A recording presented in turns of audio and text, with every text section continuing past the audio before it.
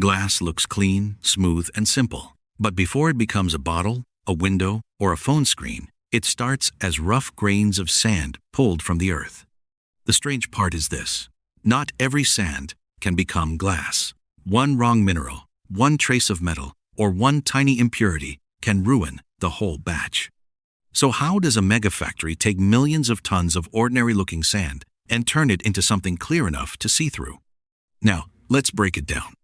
It begins in open land, where the ground hides a special kind of sand called silica sand. This sand carries the main material needed for glass, but it has to be extremely pure. Beach sand will not do. Desert sand will not do. Most sand is too dirty, too rough, or too mixed with other minerals. That is the first problem. Glass may look perfect when it reaches a store shelf, but its journey starts messy. Rock must be broken. Sand must be cleaned. Every grain must be checked before it can enter the factory. If the material is wrong at the beginning, the glass can come out weak, cloudy, or full of flaws. And once the process starts, there is no easy way back. Because inside the factory, this simple sand will face crushing force, violent heat, and machines that never stop moving. But first, workers have to find the right sand. And that is harder than it sounds. Number 1. Mining the right sand. The search for glass does not begin inside a factory. It begins at a mine. Here, the target is not gold, coal, or metal. It is silica-rich rock buried under layers of earth. From far away, it may look ordinary. But inside it are the grains that can become clear glass if they are clean enough. Heavy machines move first. Drills cut into the rock. Controlled blasts break it apart. Then, huge excavators scoop the broken material into trucks. Each load carries more than sand. It carries stone, clay, dust, and minerals that cannot stay in the mix.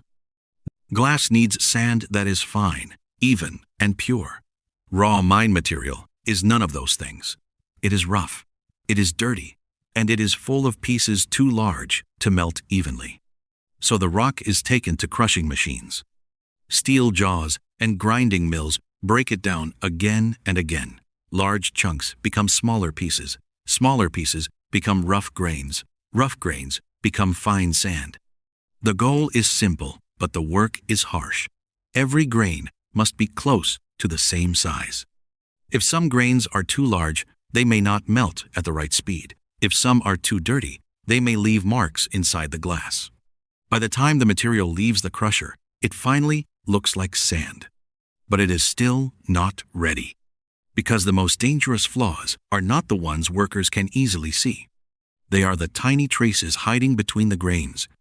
Number 2. Washing, filtering, and preparing the batch. Now the sand enters a cleaning system built to remove what the eye cannot catch. First, it passes through screens that sort the grains by size. Anything too large is held back. Only the fine, even grains move forward.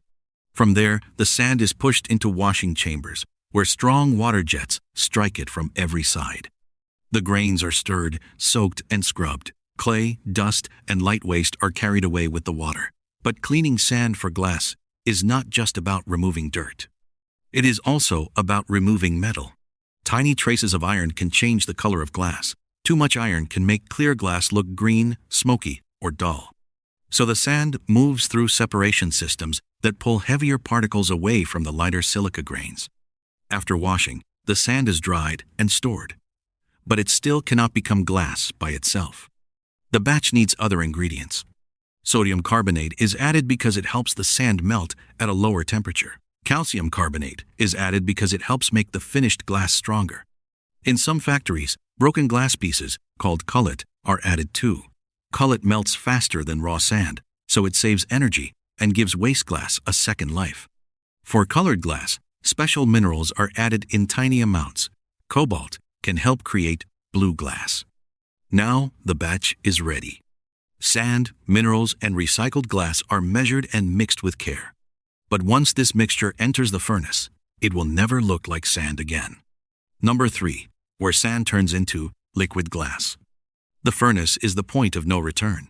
The prepared batch moves in slowly, but inside, the heat is extreme. Temperatures can rise to around 1,650 degrees Celsius. That is hot enough to turn the solid mixture into a glowing liquid. At first, the batch does not melt all at once. The sand softens, the cullet breaks down faster, the added minerals begin to work through the mix. Slowly, the rough grains disappear into a thick, bright pool of molten glass. But melting is not the only goal.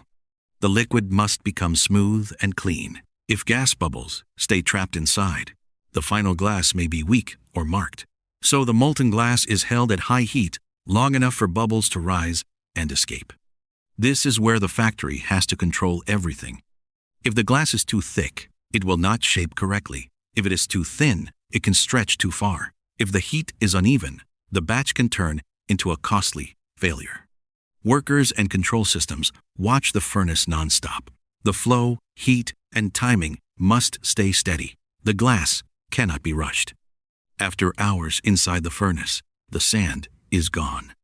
In its place is a glowing liquid that moves like slow fire. But this molten glass has one problem. It will not stay soft forever. The factory has only a short window to turn it into something useful. Number 4. Bottle forming, gobs, and molds. Once the glass is ready, it flows out of the furnace in a steady stream. A cutting machine slices the stream into glowing drops called gobs. Each gob contains just enough molten glass to form one bottle or jar. Too much glass, and the container becomes heavy. Too little, and it may come out thin and weak. The gob falls into the first mold. Here, the glass is still soft, but it is already cooling. A burst of compressed air pushes it outward, forcing it against the mold walls. This creates the first hollow shape, called a parison. It is not a bottle yet. It is more like a hot glass bubble with a neck. Then the parison is moved into the final mold. Another blast of air enters the center and stretches the glass into its finished shape. In just seconds, the bottle appears. But this fast movement leaves no room for error. Every valve, mold, sensor, and arm must work at the right moment. If the gob falls too soon, the shape fails. If the air pressure is wrong, the walls become uneven. If the mold is dirty, the surface may be ruined. That is how a factory can make thousands of matching bottles hour after hour. But the bottle is still not safe. It has shape, but it also has hidden stress. And if it cools the wrong way, it can crack before it ever leaves the line. Number 5. Cooling, inspection, and rejection. The bottle leaves the mold glowing hot. It may look finished, but it is still under pressure from inside. The outside cools faster than the center. If this happens too quickly, stress builds inside the glass. That stress can make the bottle crack later with no warning. So the bottles enter a long heated tunnel called an annealing layer. Inside, the temperature does not drop all at once. It falls slowly, step by step. This gives the glass time to settle. The hidden stress begins to fade. The bottle becomes stronger, safer, and ready for inspection. But the line is not finished with it yet. Now, the bottle passes through machines that check every surface. Cameras scan for bubbles trapped in the walls. Sensors search for cracks, scratches, and thin spots. Other tools check the mouth of the bottle, where even a tiny chip can make it unsafe to use. Any bottle that fails is removed at once. There is no second chance on the main line. A weak bottle could break during filling, shipping, or use. So, the factory rejects it before it becomes a problem. The good bottles keep moving. Robots lift them, group them, and stack them into neat layers. Protective sheets go between the rows. Then, the full stacks are wrapped, labeled, and prepared for shipping. But the rejected glass is not always wasted. In another part of the factory, broken pieces are collected again. And this is where glass gets a second life. Number 6. Flat glass and the second life of broken glass. Broken glass does not always mean waste. In many glass factories, the rejected bottles, cracked pieces, and leftover fragments are collected and crushed again. These pieces are called cullet. They may look useless, but inside the furnace, they become valuable.